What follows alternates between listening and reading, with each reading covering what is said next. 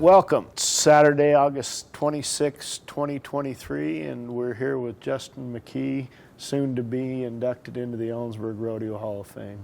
Justin, thanks for coming. Thank you, Nip, for Appreciate asking me. I'm pretty excited to be here. For the record, give us your full name, birth date, and birthplace. I'm Justin Mckee, and I was born on October 24th, 1968 in Manhattan, Kansas. Kansas. My people are from Kansas. Whereabouts? Yeah, Wichita. Oh, okay. Yeah. How about your ancestry? Your mother, your father, are they Midwestern folks? Or give us a little background about So I am double-bred pioneer families on both sides. Okay. Both sides of my families migrated like a lot of people in the Midwest through Pennsylvania, Ohio, Missouri, and then after the Civil War, when the land grants were available for people to come out into Kansas, then that's where both sides of my family came together. And so I actually grew up on the original area. This is not the homestead, it's just around the corner, but like one of the original pieces of property that my family got back in the 1880s. Man, awesome. And so, and on that property, my great-grandfather lived, as I grew up, he lived on that property down the road from us. And he was born in 1898 on my dad's side. And so I was very much involved in the community from the get-go in Edna, Kansas, a little small town of about 400 people on the Kansas-Oklahoma line. Very southeast Kansas, northeast Oklahoma. Okay. And so Oklahoma was Indian territory until the early 1900s. And my family literally lived on the state line road. Huh. And so we had land in Oklahoma as well as Kansas. And the little town of Edna is 400 people. It's a Mayberry type of a town. And then the high school I went to was a 5A school. It was a consolidated school from the whole county of a bunch of small towns. Okay. We had 3 ag teachers, and I got very involved in FFA, both in livestock judging. I was on the state livestock team, was involved in all the sports, and then I was a Kansas State FFA president when I graduated. Nice. My senior year. So Yeah. I went right to Manhattan, Kansas, the town I was born in, for Okay. college at Kansas State University, where my dad and mom were there at college when I was born. I'll be darned. And so that's kind of Full the circle. quick version of my early days. Well, you mentioned the FFA. What a great organization. My gosh, in terms Unbelievable, life-changing. of our kids were all a part of it, and I had the honor of going to their national convention one year and had no Yes. sense really until I attended that event about how powerful it was. Well, everything that I do today, a lot of it is because of my days in FFA. The influences that my advisors had, and the executive secretary when I was an officer, the other state officers and such. But I was born with a desire to rodeo. Okay. My Yeah. folks were not rodeo people, but they were all, they all grew up on horses and with horses. My mom and dad both loved horses, and so I grew up in the saddle. Sure. I had great horses all through my growing up years, but I wanted to ride bulls since I was 3 years old. And my dad was in the cattle business. He was a cattle broker, and he owned a livestock auction, and he found a little miniature bull when I was 4 years old, a big hump and horns, and he was just stunted. And he bought that thing for me, and when I was 4, I literally got on my first bull when I was 4 years old. Darn, huh? And that's what I craved until my shoulders, I dislocated my shoulder wrestling in high school, and then it came out when I was riding bulls, and then I thought I better focus on this announcing thing and this roping thing, and then that's what I ended up doing professionally. Huh. Well, it's interesting. You've landed in a career that promotes the Western lifestyle. Yes, sir. And yet you're a born and bred example of the Western lifestyle. Well, thank you. It's just, there's, as we see on national TV and listen to you, it's not contrived, it's sincere. Wow, thank you. That's, I don't know if somebody told me or I came up with it a long time ago, but you can't fake enthusiasm about what you're talking about. Yeah. If you're excited about what you're talking about and it's authentic, people know. Well, and your background indicates that. Thank you. Was there any recognition of the Ellensburg Rodeo when you were growing up? Did you know it existed? Or No, I really didn't as a kid. Okay. It wasn't until I started leaning towards professional rodeo as my profession that, of course, I can't remember the first time I heard of Ellensburg, but I knew early on, while I was still a teenager, Okay. because I was in college when I wanted to be a rodeo announcer. And I actually thought I was in college, had a chance to rope professionally too, which I was able to balance both in my career. Yeah. But so, yeah, early on when I started pursuing rodeo from an announcing standpoint and a competition standpoint, I'd say when I was 18, 19 years old is probably when I first heard about it. And Ellensburg had steer roping at that time. Was that your primary It was time? it was. Okay. It was. Yeah. But I hadn't entered the Ellensburg Rodeo until I started announcing, just because it was okay. just a little bit out of my circle, coming from the Midwest. Sure. And being a part-time pro is a little kind of out of my circle. However, I did come to Pendleton before I announced here, but I was announcing so much at that time that was about all I had time for, was just come out for Pendleton and fly back to the next event. What was your degree in college? Was it communications or rodeo announcing? Yeah, it was animal science. Oh, okay. Okay. But when I transferred from K-State, I met my would-be wife. I met a girl that would become my wife, and she was going to Oklahoma State, so I transferred.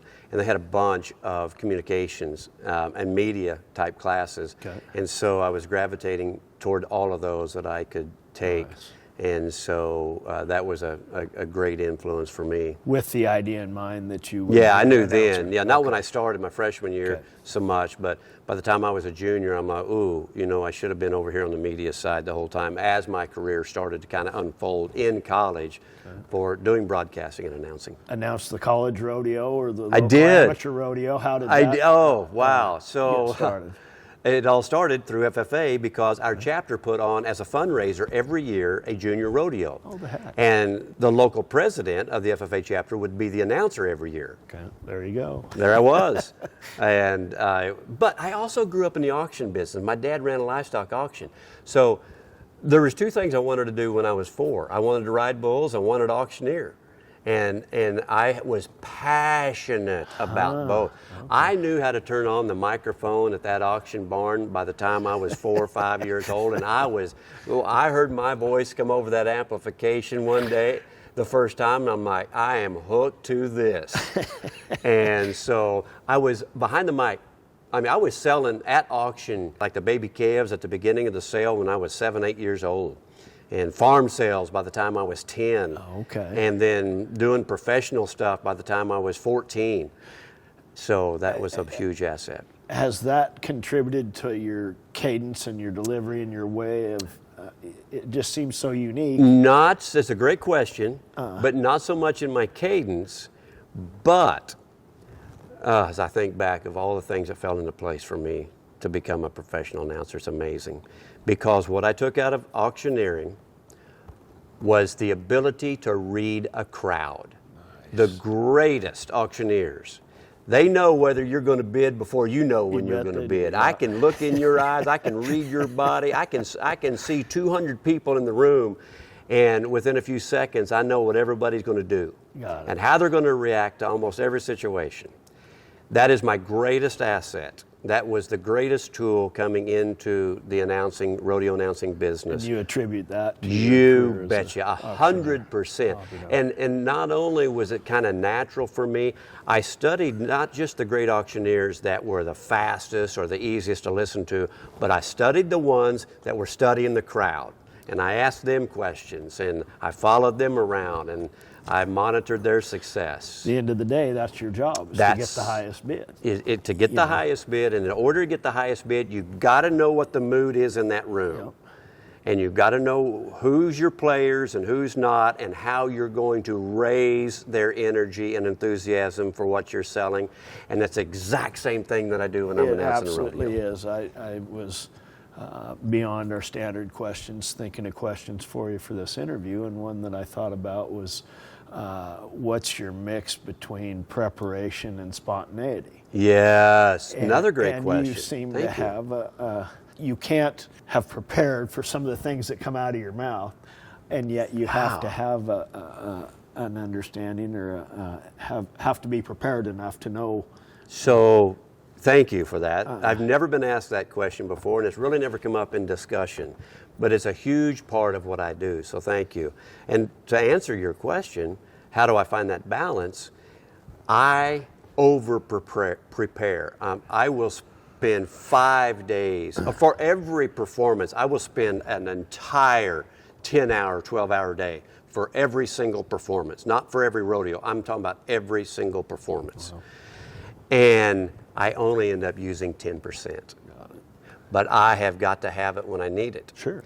And when I'm doing my homework, it becomes spontaneity at the time. Okay. It's not that I'm reading it, but I'll work it into the spontaneity that arises organically.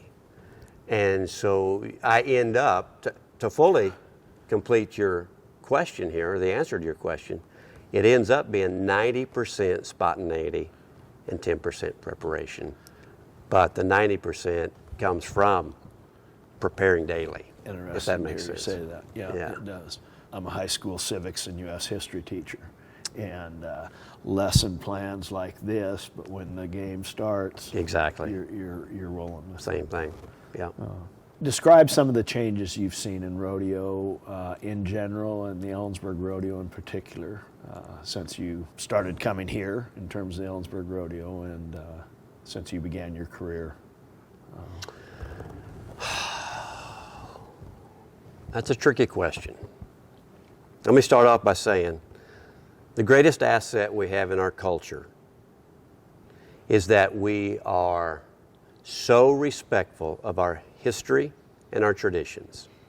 It's our greatest asset in the entire culture. And I'm a big history guy. I'm like you.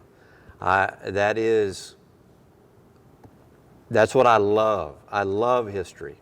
And I wish I was born 100 years ago. And every book I read, I am just a student of history. And as I say that our greatest asset is our respect for our traditions and our history, in the cowboy culture, specifically rodeo, it's also our greatest liability.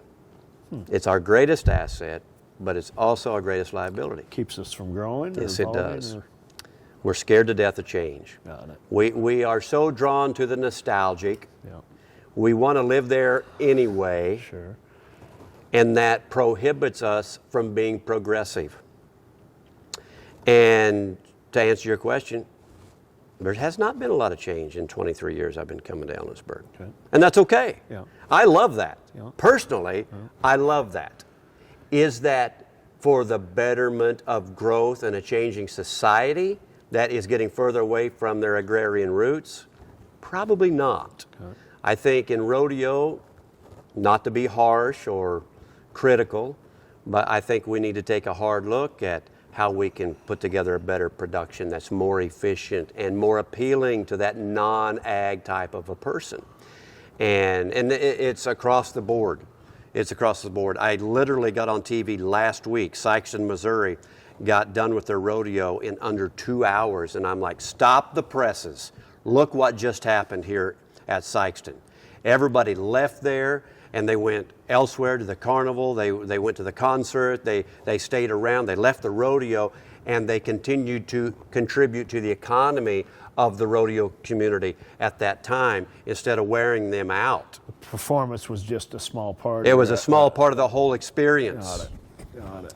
So I really don't apologize for that because I love Ellensburg so much. I don't want to be offensive to anybody. I appreciate hearing you say that. I've often wondered, in our boards working on streamlining, making it more efficient. Yes. And I've often wondered, well, gosh. That's a tough balance. Yeah, the patrons here, what do they care if it's 2 hours or 2.5 or 3? Yeah. But their rears get worn out. They're not used to it. We're in a whole different culture now, and our society is not used to doing anything for more than 2 hours. No. Everything is quicker, everything is snappier, everything we do, everything we take in is more direct and to the point. and more visual and easier to understand. Sure.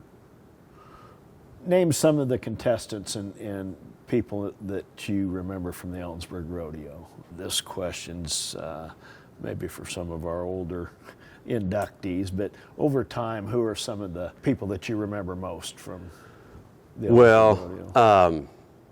Golly, it's easy to come up with the top name because Trevor Brazil, our careers paralleled each other. Okay. And the greatest of all time. Sure. To watch him in 3 events, and to have competed against him, just to watch him navigate all of the logistics and the business side of what he was able to accomplish and do, head and shoulders amazing. But the other guy that, when I think about Ellensburg, my greatest memories, most of them were around working with Flint Rasmussen here. Oh, okay. I mean, if we're going to talk about the greats of this arena, not necessarily a contestant, but my time with Flint Rasmussen here, it stands out because we were both young, we were both the same age, Okay. we were the part of a change in rodeo. He and I did things very different.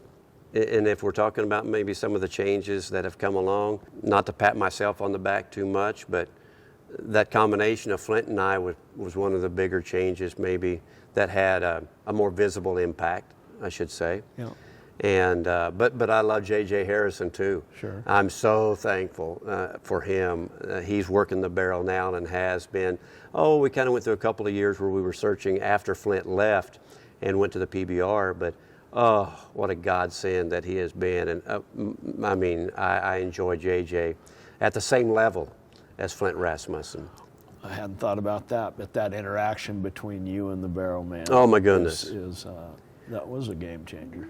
But the game changer for me, the greatest asset that I've ever been able to enjoy in my career has been getting to know Scott and Joe Rep. And since the second year, I have stayed at their house, in their home, for 22 years as of now. I've stayed in their home. And to be able to not only get to know them, but I've been able to get to know the whole community because of them. Sure. Yep. Because at the end of the day, most of the time, I go to the motel and I let down and tomorrow's a new day and that's it.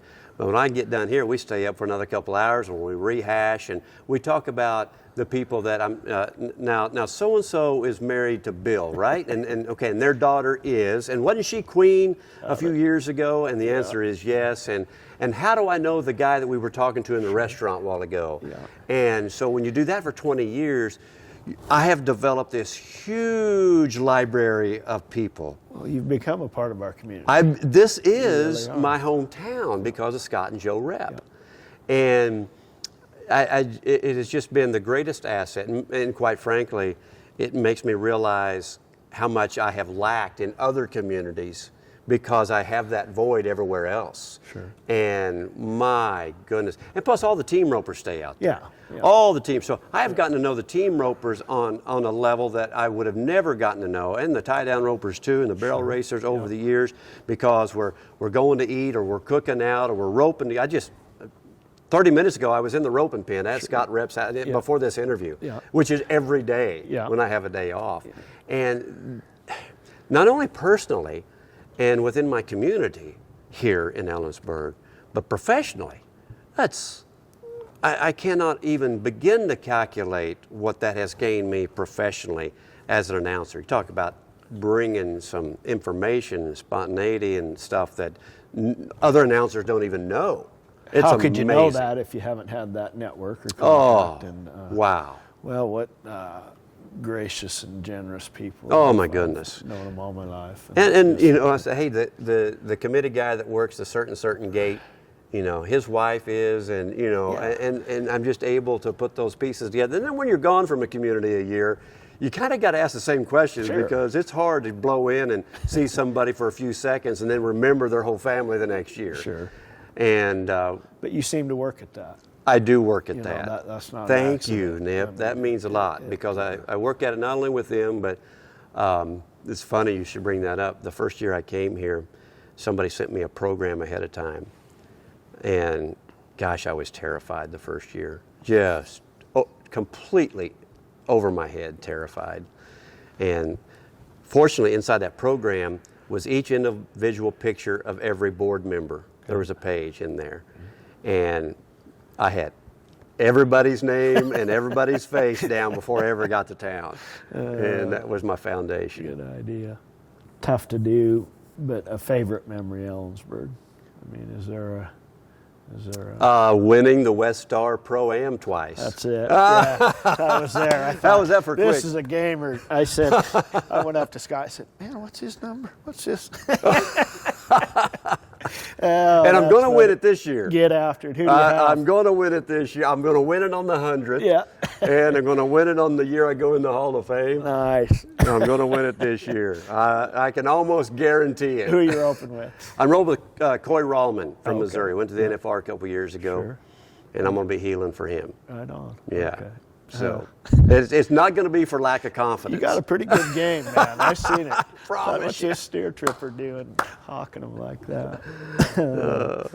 Justin, give us some closing statements about the Ellensburg Rodeo and your induction into the Hall of Fame. I'm going to share this in my speech. I guess, is that okay? Sure. Because I've grown up in a business full of tough guys.